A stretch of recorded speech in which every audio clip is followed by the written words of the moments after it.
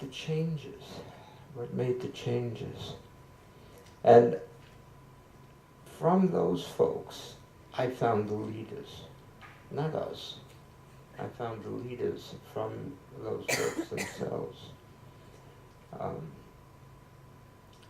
I believe the important principle, in my opinion, is that we bore witness to who they were.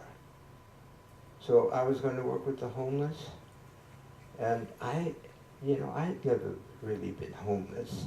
I had been called, in a way, a homeless monk as a Zen guy, but I wasn't homeless. So since I was going to work with the homeless, what's one of the things I did? I went to live in the streets. Now, living in the streets, and people came with me, a small group joined and wanted to have that experience. That was 25 years ago. Living in the streets, we weren't homeless. We had a home, we were going to do, but we were bearing witness to what it is to live in the streets. And what you learn by living in what we learned, and these street retreats have been going on for 25 years now, all around the world. It's become a practice within the Zen Peacemakers. There are about 10, 15 different people leading street retreats in Latin America, in the United States, Europe, Israel, different parts of the world. And what almost everybody who's gone to street retreat learns is what it feels like to be looked at as inferior. What it feels like to lose dignity, to be looked at as second class. Now we're going to talk later about how bearing witness retreats, and many of those were in areas where there were genocides. And in genocides, that's one of the first things you do, is you make people feel inferior. You treat them as second class. In Rwanda, the Tutsis were called cockroaches. And of course, anybody wants to clean up the house, you have to get rid of the cockroaches.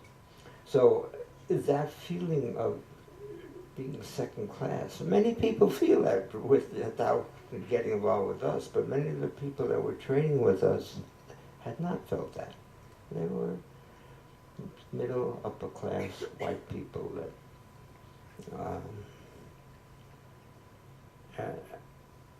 I might be diverting too much, but I'm rambling a little bit, but things come up.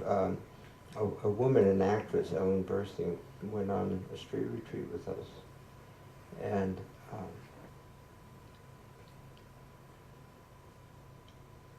one of the things when you go on a street retreat with me, you can't come with any money, and you have to beg. That's part of the retreat. So she went to this cafe. We're on the Lower East Side of New York, and she near a park called Tompkins Park. And she went, there was an outdoor a cafe with outdoor tables, and she went up to some women, she asked for some money. One of the ladies gave her $1. She turned around and started to cross the street, and she was feeling very happy that she got this $1. And all of a sudden she started to cry. And she, why am I crying? And it struck her that the woman that gave her the $1 did it like this.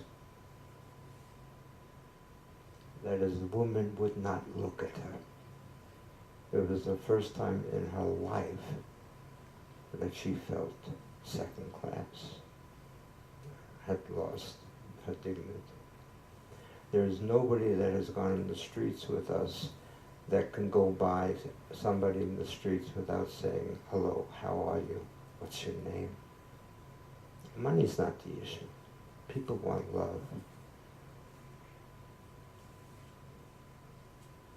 They want to be recognized. They want dignity. Anyway, I learned all those things by bearing witness. to a different crowd. It was not the crowd that I was working with in the Zendo the first 20 years. And I think I grew. I think my connections to the world increased. It was a whole part of the world that I had never been connected to.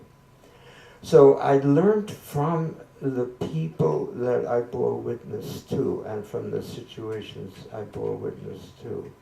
And I was just thinking, what struck me today is that it's no different than working with koans, except it's not a story that's told to you.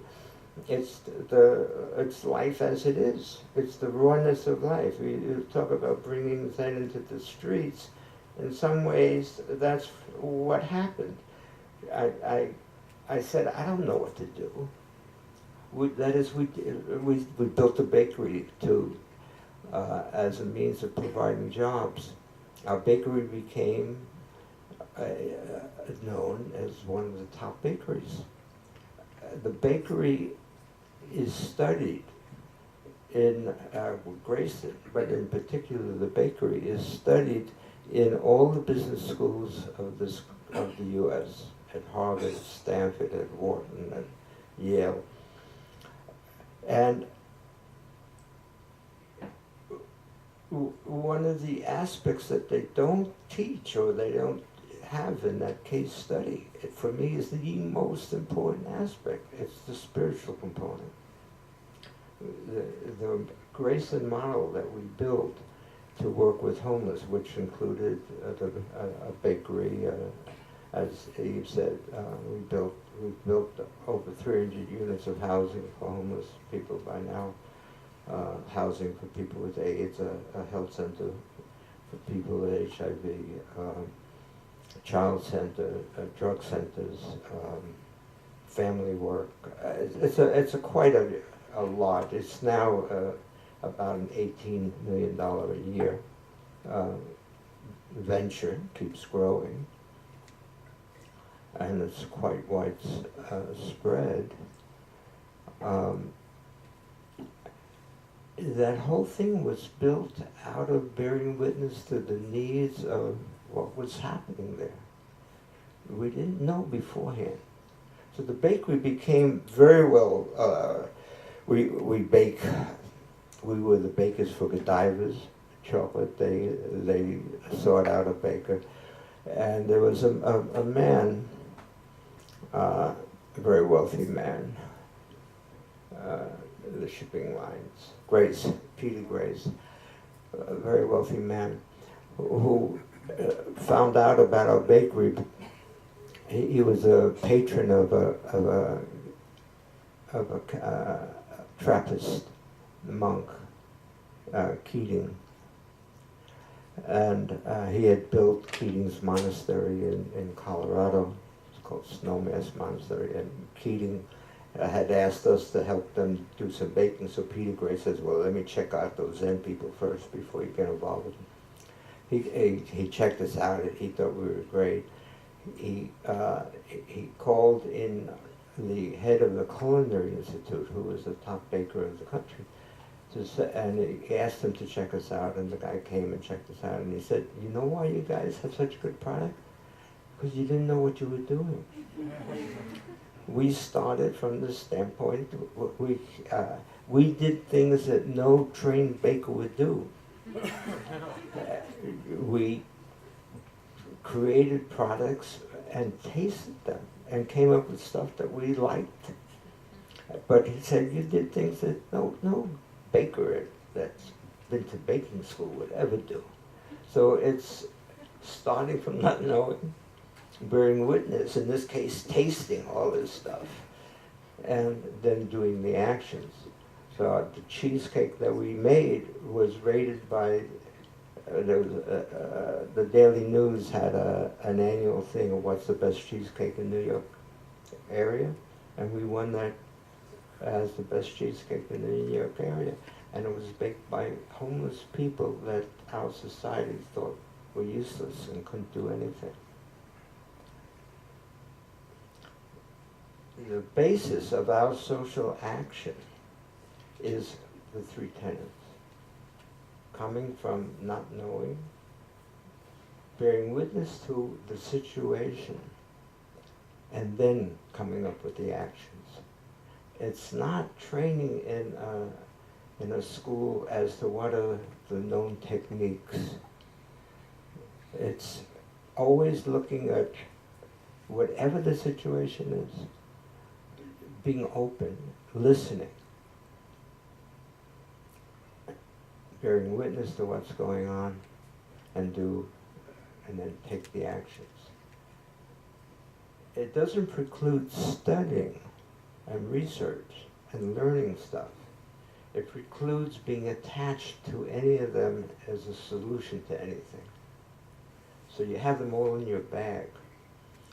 But if you think that you know the solution to anything, that goes against our three tenets. You have to approach not knowing. You have that whole bag of stuff, but you're not stuck to any one thing. You come not knowing. You bear witness to what's happening, and then take the actions. And I think that was one of the major tools that we learned and used and developed over the years, over these last 40 years in a way. And we did the same thing with the bearing witness retreats. I mean, if you look at the retreat in Rwanda, it's like, yeah, I mean, we had a schedule, we had a plan for it, but we really didn't know what we were doing. You know, we knew we didn't know what we were doing. It's like, you know, we went over there, and so there's half of them are Europeans and Americans, Caucasians, and the other half are Africans, mostly Rwandans, and a couple from Congo, Uganda, yeah, and that was it, because they were neighboring countries that were involved with the whole Rwanda situation. But when we went there, you know, we had to be ready for anything, because right away we ran into problems. You know, you remember when, you know, we designed it that, you know, we went to a place called Murambi. That was the venue for the retreat. It was a horrific place in the middle of these gorgeous green hills. And Rwanda is a beautiful country of green hills. And in the middle of a cluster of those green hills was a school, a vocational school, and with dormitories, and back 20 years ago. And the retreat was held on the 20th anniversary of the massacre in Rwanda. So 20 years back, 50,000 Tutsis assembled for shelter there at the school. And families, men, women, and children. And on a particular night between 3 a.m. and 10 a.m., all 50,000 other than 5 were massacred in 7 hours. That's, how did we figure it, 50,000? I mean, that's 5,000 an hour, and that's not shooting, that's using machetes, sharp pointed sticks, I mean up close.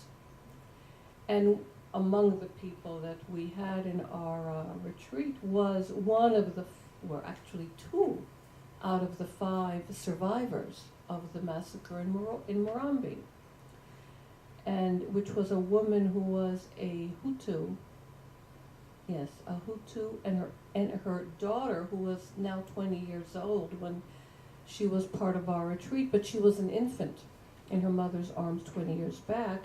This Hutu mother was married to a Tutsi husband and had 2 more boys, I think, 2 more boys in addition.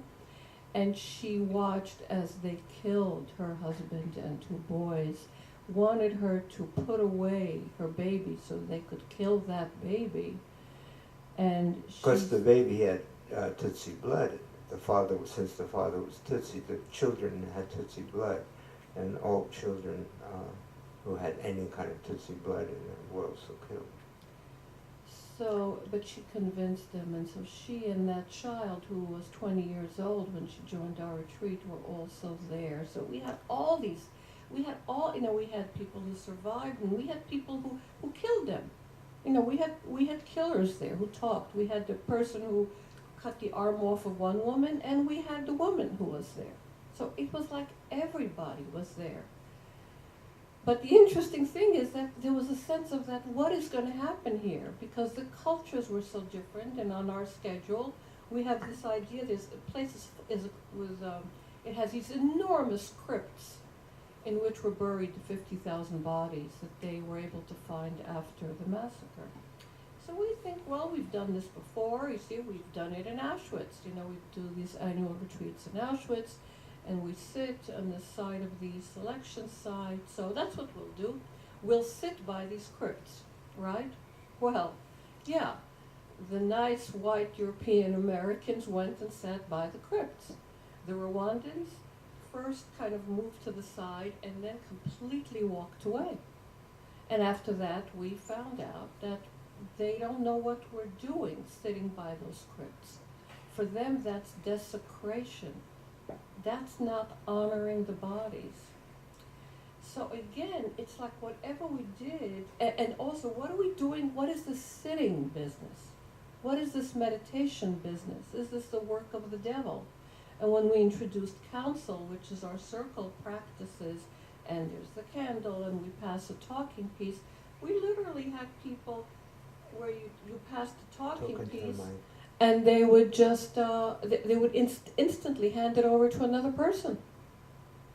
Because they thought that if they took your talking piece, it gave you a way of having power over them. So they would immediately hand it away. So this is what bearing witness is. Believe me, we did our research. We had our hosts who were informing us and giving, they were part of the whole leadership. We were a team of, Westerners and Africans who were leading this retreat. But there were things we just didn't know. So there it is. You now bear witness, and now what? And so the whole schedule changes. And now we have to explain, well, what is meditation? What is that? What to do? How to get familiar with these things? How to remove that fear and that trepidation around things that we don't know. And out of that, some amazing things happened. Amazing things happened out of that retreat. But when we came there, yes, we had a schedule, and yes, we had research, and we had planned this for years. But we had to let all that go at some point and start from scratch, because we bore witness and saw that some things weren't working well, and we had to change everything, and we did. And that's part of our planning. That is, as I said, the not knowing, the bearing witness. She said we did all this planning. Yes, we did all this planning, and at the same time, we knew we didn't know. And we tried to go there being open to see what's happened and to bear witness to all the folks that we had assembled. That is, we purposely gathered Hutus and Tutsis, and as she says, people that survived, and children of people that survived, and killers, and the colonialists, the people from Belgium and from Switzerland, Germany, the people that had caused a lot of these issues. We brought all these people together, so we're not going to know. We have to bear witness, and out of that form the way it's going to be. Now this is, a year later. The Rwanda retreat was a year ago? No, it's just last April. Last April. I have a terrible sense of time. Already, part of the things we brought there, counsel and ways of doing things, are now being adopted in all the prisons in Rwanda. This one little retreat. But I think it's out of the bearing witness. It's not out of Whitey coming with their known ways of doing things and telling people we're going to teach you. They've had enough of that. What we come is we bear witness to who they are and what they are, and out of that form the ways of doing things. I think that we're planning a retreat with the Lakota in the summer in Black Hills in August, and next month we're going to go to Pine Ridge, which is the reservation of the Lakota, and it's we laugh because we don't have a clue what's going to happen. For one thing, we know that there's such a thing as kind of our time or Western time, and then there's such a thing that's called as Indian time, and Indian time is very different, and we're going to have a schedule. Who's going to abide by the schedule? Or is half the people going to come on time to events and others are going to just come 3 hours later? How do you do this? And this is what we're going to be bearing witness to first in our meeting next month with the elders of the Lakota. But I'm sure it'll give us some help. But comes the summer, it's going to be... Well, it'll be the first retreat that we do where we're building, or they're building the big campsite. And there's going to be horses and animals and children. It's going to be like a little town. And within that, we'll have our retreat, our schedule. And out of that, we will learn again. We'll learn new tools, new ways of working with different populations. And that's been a process that we've been going under for the last 40 years, the 30 years, something like that. There's another big tool that I used in... Oh, okay, yeah. But let's switch to questions. Is that okay? Do you have some good questions or some bad questions out there? Would you please come up to the mic?